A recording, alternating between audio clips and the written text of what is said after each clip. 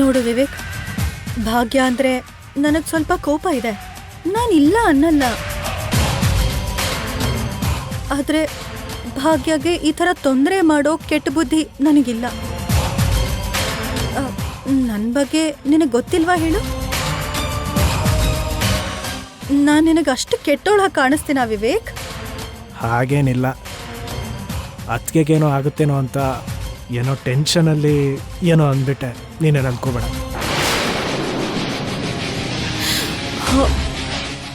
ಮನೀಷಾ, ಮಾತಾಡೋವಾಗ ಸ್ವಲ್ಪ ಹುಷಾರಾಗಿ ಅಕ್ಕಪಕ್ಕ ನೋಡ್ಕೊಂಡು ಮಾತಾಡು, ಇಲ್ಲಾಂದ್ರೆ ನಿನ್ ಬಗ್ಗೆ ನೀನೇ ಹೇಳ್ಕೊಂಡು ಸಿಕ್ ಬೀಳ್ತೀಯ.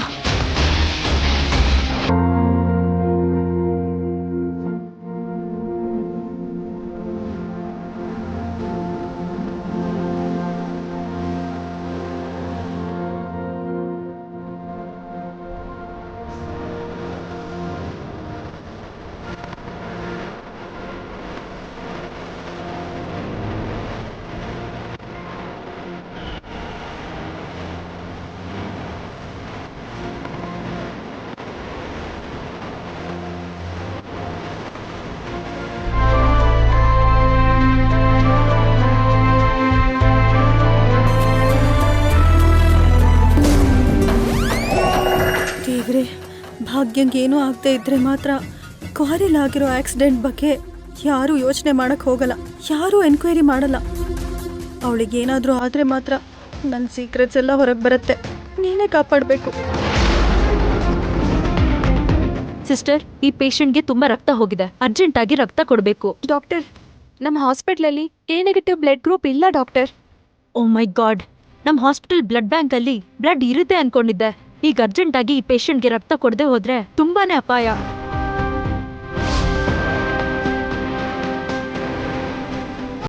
ಡಾಕ್ಟರ್, ಈಗ ಅವಳು ಹೇಗಿದ್ದಾಳೆ? ಅವಳು ಪ್ರಜ್ಞೆ ಬಂತಾ? ಇಲ್ಲ ಸರ್, ಪ್ರಜ್ಞೆ ಬರೋ ಪರಿಸ್ಥಿತಿಯಲ್ಲೇ ಇಲ್ಲ.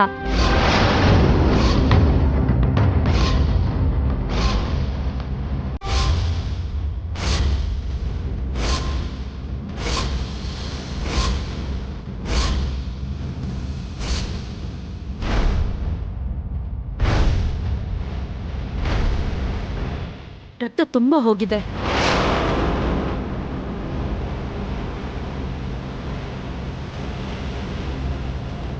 ಅರ್ಜೆಂಟ್ ಆಗಿ ರಕ್ತ ಕೊಡಬೇಕು. ಹಾಸ್ಪಿಟಲಲ್ಲಿ ಎ ನೆಗೆಟಿವ್ ಬ್ಲಡ್ ಇಲ್ಲ.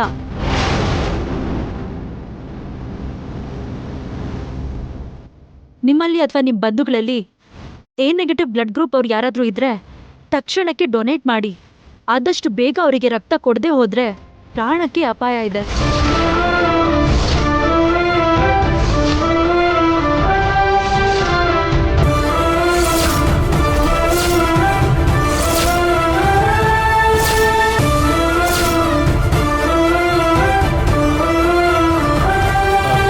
ಅರವಿಂದ, ನಿನ್ ಬ್ಲಡ್ ಗ್ರೂಪ್ ಎ ನೆಗೆಟಿವ್ ಅಲ್ವಾ? ಹೌದು ರೀ. ಹಾಗಾದ್ರೆ ಅಕ್ಕದ ಎ ನೆಗೆಟಿವ್ ಬ್ಲಡ್ ಆದ್ರೆ ತಕ್ಷಣ ಹೋಗಿ ಬ್ಲಡ್ ಕೊಡು ಅಂತೀರಾ?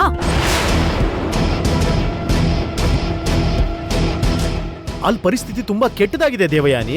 ಈ ಟೈಮಲ್ಲಿ ಏನೋ ಒಂದು ಡಿಸಿಷನ್ ತಗೋಬೇಕಲ್ವಾ? ನೀವು ಅಕ್ಕನ ವಯಸ್ಸನ್ನ ಯೋಚನೆ ಮಾಡ್ಬೇಕು. ಈ ವಯಸ್ಸಲ್ಲಿ ಅಕ್ಕ ರಕ್ತದಾನ ಮಾಡಕ್ ಹೋದ್ರೆ ಅವಳ ಆರೋಗ್ಯ ಏನಾಗತ್ತೆ ಅಂತ ಸ್ವಲ್ಪನಾದ್ರೂ ಯೋಚನೆ ಮಾಡಿದಿರಾ?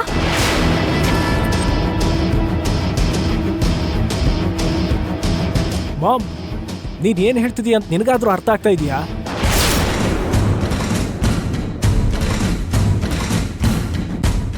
ಒಳಗಡೆ ಒಂದ್ ಜೀವ ಪ್ರಾಣದ ಜೊತೆ ಹೋರಾಡ್ತಾ ಇದೆ. ರಕ್ತ ಕೊಡದೆ ಇದ್ರೆ ಡೇಂಜರ್ ಅಂತ ಡಾಕ್ಟ್ರೇ ಹೇಳ್ತಾ ಇದ್ದಾರೆ. ಇಂಥ ಟೈಮಲ್ಲೂ ಇಂಥ ಡಿಸ್ಕಷನ್ ಮಾಡ್ತಾರ? ಏಯ್ ವಿವೇಕ್, ಭಾಗ್ಯನ್ ಮೇಲೆ ನಿಮ್ಗೆಲ್ಲ ಎಷ್ಟು ಪ್ರೀತಿ ಇದೆಯೋ ನಂಗೂ ಕೂಡ ಅಷ್ಟೇ ಇದೆ. ನಂಗೂ ಕೂಡ ಅಷ್ಟೇ ಅಭಿಮಾನ ಇದೆ.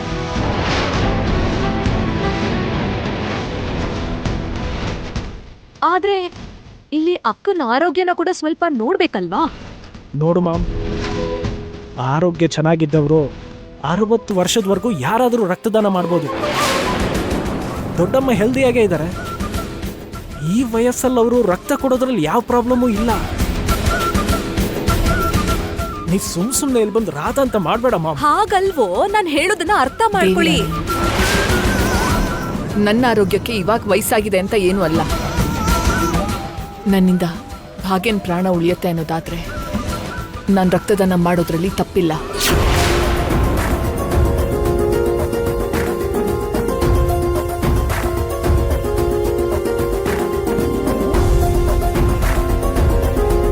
ಇನ್ನೀ ವಿಷಯದ ಬಗ್ಗೆ ಚರ್ಚೆ ಮಾಡೋದನ್ನ ನಿಲ್ಲಿಸಿ.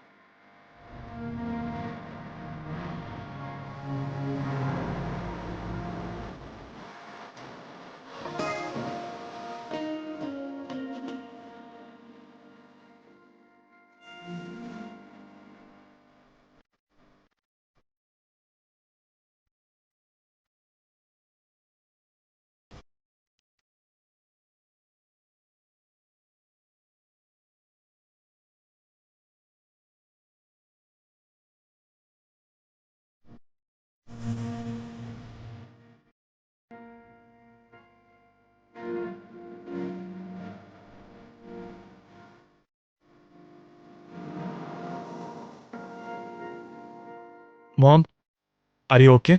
ಆರಾಮಾಗಿದ್ದೀನಿ ನಿಖಿಲ.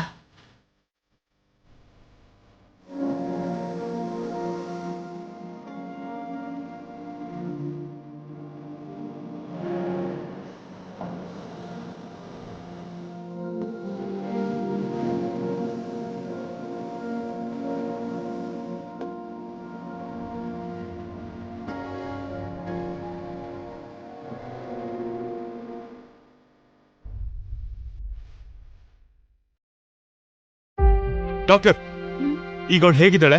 ಕಂಡ್ಬಿಟ್ಲಾ? ಇನ್ನೂ ಇಲ್ಲ ಸರ್, ಕಂಡೀಷನ್ ಸ್ವಲ್ಪ ಸೀರಿಯಸ್ ಆಗೇ ಇದೆ.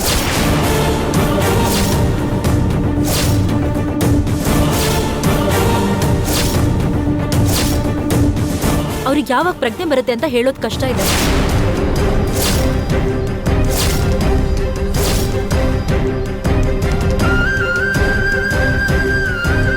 ಈ ಭಾಗ್ಯ ಯಾವಾಗ್ಲೂ ಮಾತೆ ಕೇಳಲ್ಲ, ಇರು ಅಂದಲ್ಲಿ ಇರೋಲ್ಲ.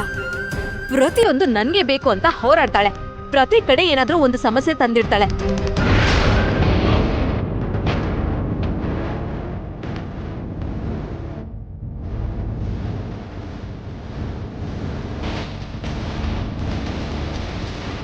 ಮಾಮ್, ಇವಾಗ ಇಲ್ಲಿರೋ ಪರಿಸ್ಥಿತಿ ಏನು, ನೀನು ಆಡ್ತಾ ಇರೋ ಮಾತೇನು? ಮಾತಾಡ್ಬೇಕು ವಿವೇಕ್, ಸಮಯ ಬಂದಾಗ ಸಂದರ್ಭ ಇದ್ದಾಗ ಮಾತಾಡ್ಬೇಕು. ಆದ್ರೆ ಇವಾಗಿಲ್ಲ ಅತ್ಗೆ ಮಾಡಿರೋ ತಪ್ಪೇನು?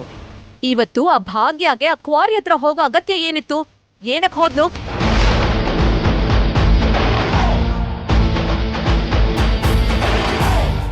ಈಗ ಎಲ್ರ ತಲೆ ಮೇಲೆ ಹೀಗೆ ಸಮಸ್ಯೆ ಬಂದ್ ಕೂತಿದೆ.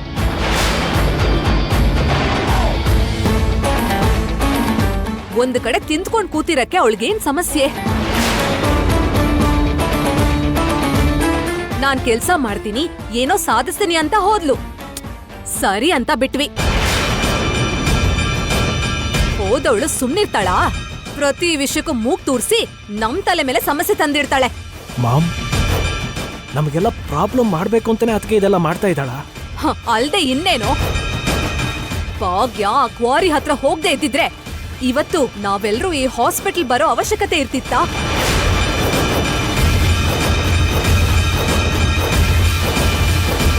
ದೇವಯಾನಿ ಸಾಕು, ನಿಲ್ಲಿಸ್ತ್ಯಾ?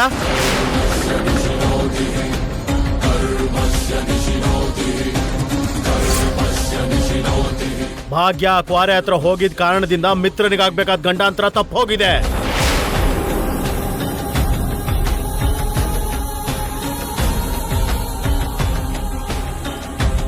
ಇಲ್ಲ ಅಂದಿದ್ರೆ ಇವಾಗ ಭಾಗ್ಯ ಇರೋ ಪರಿಸ್ಥಿತಿಯಲ್ಲಿ ಮಿತ್ರ ಇರ್ತಿದ್ದ.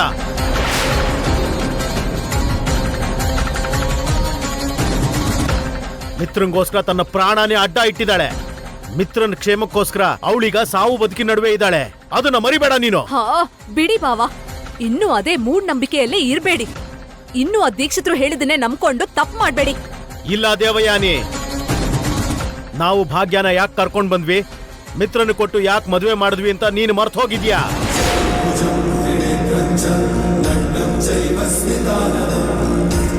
ಮಿತ್ರನ ಜಾತಕ ಸರಿ ಇಲ್ದೇ ಇರೋ ಕಾರಣದಿಂದ, ಅವನ್ ಜಾತಕದಲ್ಲಿ ಗಂಡಾಂತರಗಳಿರೋ ಕಾರಣದಿಂದ ಭಾಗ್ಯನ ಕರ್ಕೊಂಡ್ ಬಂದು ಮದುವೆ ಮಾಡಿದ್ವಿ.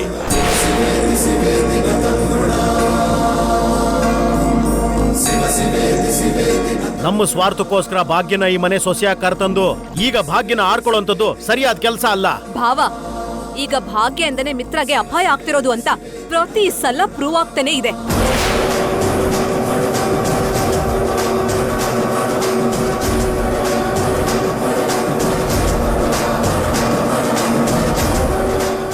ಇವತ್ತು ಭಾಗ್ಯ ಕ್ವಾರಿ ಹತ್ರ ಹೋಗದೆ ಇದ್ದಿದ್ರೆ ಮಿತ್ರಗೆ ಈ ಅಪಾಯ ಎದುರಾಗ್ತಾನೆ ಇರ್ಲಿಲ್ಲ.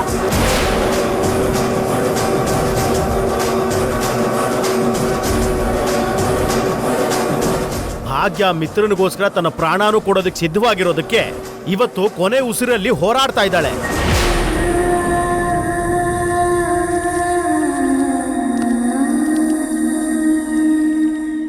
ಅಂತ ಹುಡುಗಿ ಬಗ್ಗೆನ ಈ ರೀತಿ ಮಾತಾಡ್ತಾ ಇರೋದು? ಭಾಗ್ಯ ಮಿತ್ರನ್ ಜೀವನಕ್ಕೆ ಬಂದಿರುವಂತ ಕ್ಷಣದಿಂದಾನು ಏನೇನ್ ನಡೆದಿದೆ ಅಂತ ಒಂದು ಸರಿ ನೀವೆಲ್ಲ ನೆನಪು ಮಾಡ್ಕೊಳ್ಳಿ.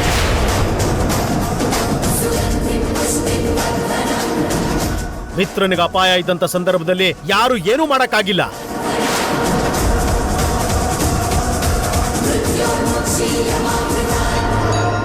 ಆದ್ರೆ ಭಾಗ್ಯ ಮಾತ್ರ ತನ್ನ ಪ್ರಾಣನ ಅಡ್ಡ ಇಟ್ಟು ಮಿತ್ರನ ಕಾಪಾಡೋದಕ್ಕೆ ಸಾಧ್ಯ ಆಗಿರೋದು.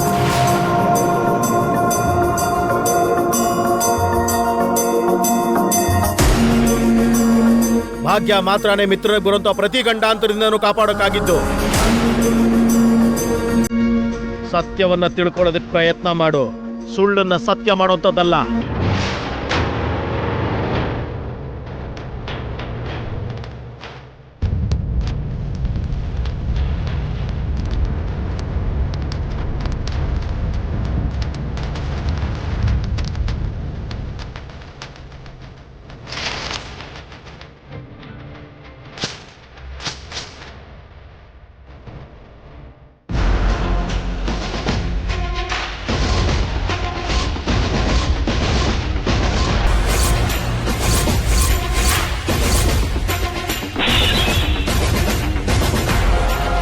ಇಲ್ಲಿರೋರು ಸತ್ಯನ ಇರೋ ಹಾಗೆ ನೋಡೋದಕ್ಕಾಗಿದ್ದಿದ್ರೆ ಇಷ್ಟೆಲ್ಲ ಸಮಸ್ಯೆಗಳು ಯಾಕೆ ಬರ್ತಾ ಇತ್ತು ಮಾವ?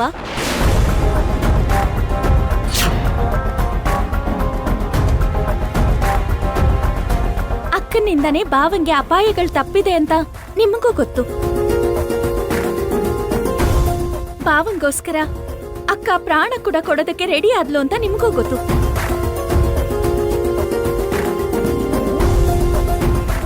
ಅಕ್ಕ ಮಾಡಿರೋ ಇಷ್ಟೆಲ್ಲ ತ್ಯಾಗಗಳು ನಿಮ್ ಎಲ್ರ ಕಣ್ಣಿಗೂ ಯಾಕೆ ಕಾಣಿಸ್ತಾ ಇಲ್ಲ ಹೇಳಿ?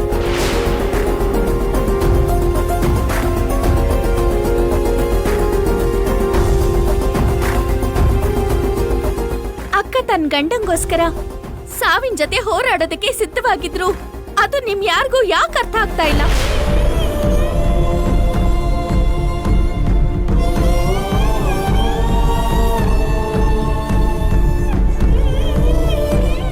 ನೀವೆಲ್ರೂ ದೊಡ್ಡ ಮನೆಯಲ್ಲಿ ಇದ್ದಿರ್ಬೋದು, ಆದ್ರೆ ದೊಡ್ಡ ಮನ್ಸ್ ಮಾತ್ರ ನಿಮಗಿಲ್ಲ. ಏನ್ ಮಾತಾಡ್ತಿದ್ಯಾ ಜಾನ್ವಿ?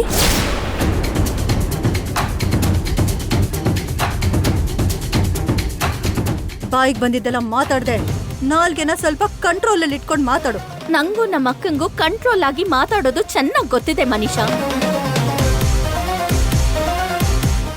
ನಮ್ಮ ಅಕ್ಕ ಕಂಟ್ರೋಲ್ ಮಾಡ್ಕೊಂಡಿರೋದ್ರಿಂದಲೇ ನೀನ್ ಮಾಡಿರೋ ಯಾವ ಕುತಂತ್ರನೂ ಯಾರಿಗೂ ಗೊತ್ತಾಗಿಲ್ಲ.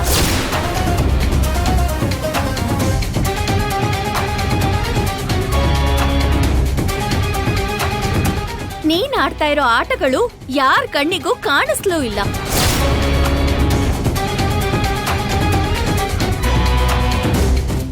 ಒಂದೇ ಒಂದ್ಸಲ ನಮ್ಮಕ್ಕ ಕಂಟ್ರೋಲ್ ತಪ್ಪಿ ಮಾತಾಡಿದ್ರೆ ನಿನ್ ಚರಿತ್ರೆನಲ್ಲಿ ಎಷ್ಟು ಮಸಿ ಬೆಳ್ದಿದೆ ಅನ್ನೋದು ನಂದನ್ ಕುಟುಂಬಕ್ಕೆ ಚೆನ್ನಾಗ್ ಗೊತ್ತಾಗತ್ತೆ.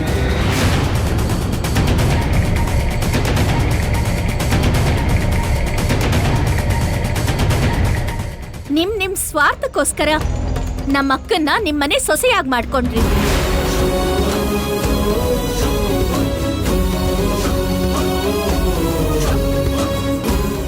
ನಿಮ್ ಕಡೆಯಿಂದ ಯೋಚಿಸಿದಾಗ ನೀವ್ ಕರೆಕ್ಟ್ ಆಗೇ ಇರ್ಬೋದು. ಆದ್ರೆ ಒಂದೇ ಒಂದ್ಸಲ ನಮ್ಮ ಅಕ್ಕನ ಕಡೆಯಿಂದ ಯೋಚನೆ ಮಾಡಿ. ಅವಶ್ಯಕತೆ ಇದ್ದಷ್ಟು ದಿನ ನಿಮ್ಮನೆ ಸೊಸೆಯಾಗಿಟ್ಕೊಂಡು ಅದು ಪೂರ್ತಿ ಆದ್ಮೇಲೆ ಹೊರಗಡೆ ಕಳಿಸ್ಬೇಕು ಅನ್ಕೊಂಡ್ರಾ?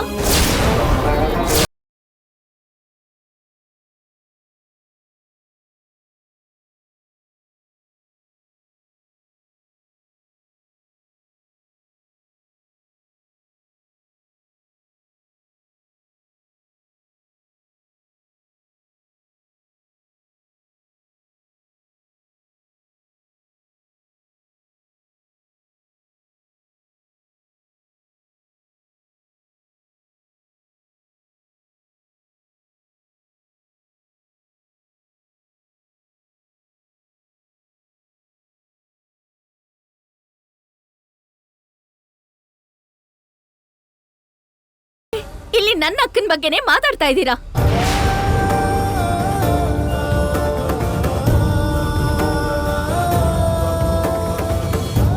ನನ್ನ ಅಕ್ಕ ಮಾಡಿದ್ದು ತಪ್ಪು ಅಂತಿದ್ದೀರಾ. ನನ್ನ ಅಕ್ಕನ ಮೇಲೆ ಆರೋಪ ಹೊರಿಸ್ತಾ ಇದ್ದೀರಾ. ತುಂಬಾ ಸಂತೋಷ. ನಿಮ್ ಎಲ್ಲರ ದೊಡ್ಡ ಮನ್ಸಿಗೂ ಕೈ ಎತ್ತಿ ನಮಸ್ಕಾರ ಮಾಡ್ಬೇಕು ಅನ್ನೋಷ್ಟು ಸಂತೋಷ ಆಗ್ತಾ ಇದೆ.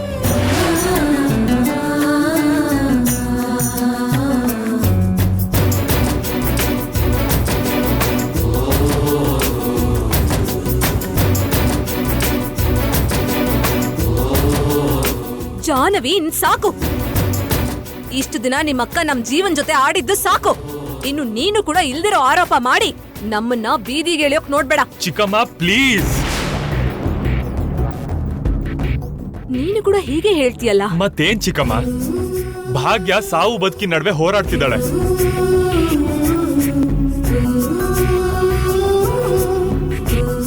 ಇಂಥ ಪರಿಸ್ಥಿತಿಲಿ ಅವಳ ಬಗ್ಗೆ ಹೀಗೆಲ್ಲ ಮಾತಾಡೋದು ತಪ್ಪು. ದಯವಿಟ್ಟು ಎಲ್ಲರೂ ಸೈಲೆಂಟ್ ಆಗಿರಿ ಪ್ಲೀಸ್.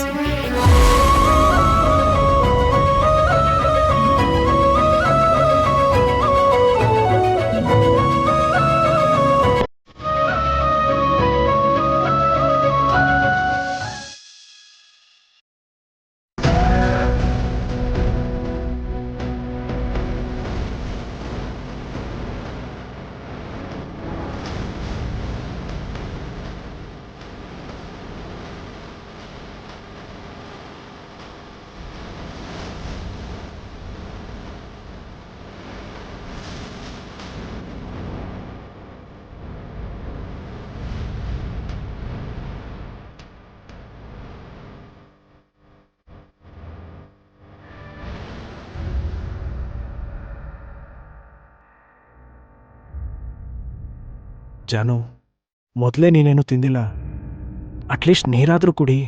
ನಮ್ಮ ಅಕ್ಕಂಗೆ ಏನಾಗತ್ತೋ ಅಂತ ಭಯ ಆಗ್ತದೆ ವಿವೇಕ್.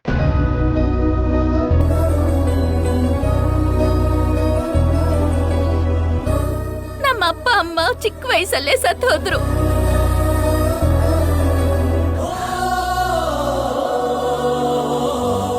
ತಾತ ಕೂಡ ನಮ್ಮನ್ನೆಲ್ಲ ಬಿಟ್ಟು ಹೊರಟೋದ್ರು.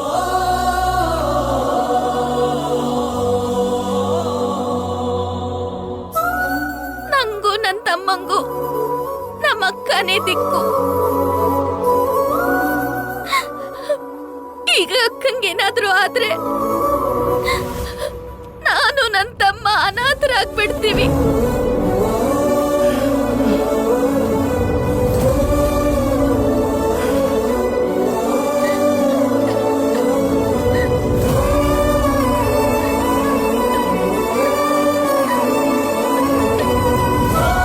ಜಾನು, ನಿಮ್ಮ ಅಕ್ಕಂಗೇನು ಆಗಲ್ಲ.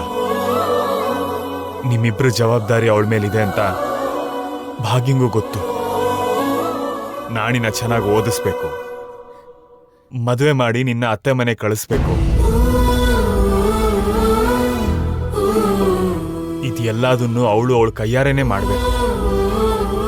ಅವಳ ಕರ್ತವ್ಯಗಳನ್ನ ಪೂರೈಸ್ಕೊಳಕ್ಕಾದ್ರೂ ಭಾಗ್ಯ ಬೇಗ ಹುಷಾರಾಗ್ತಾಳೆ.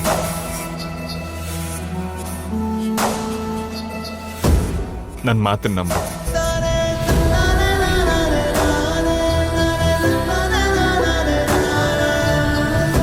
ಕುಡಿ.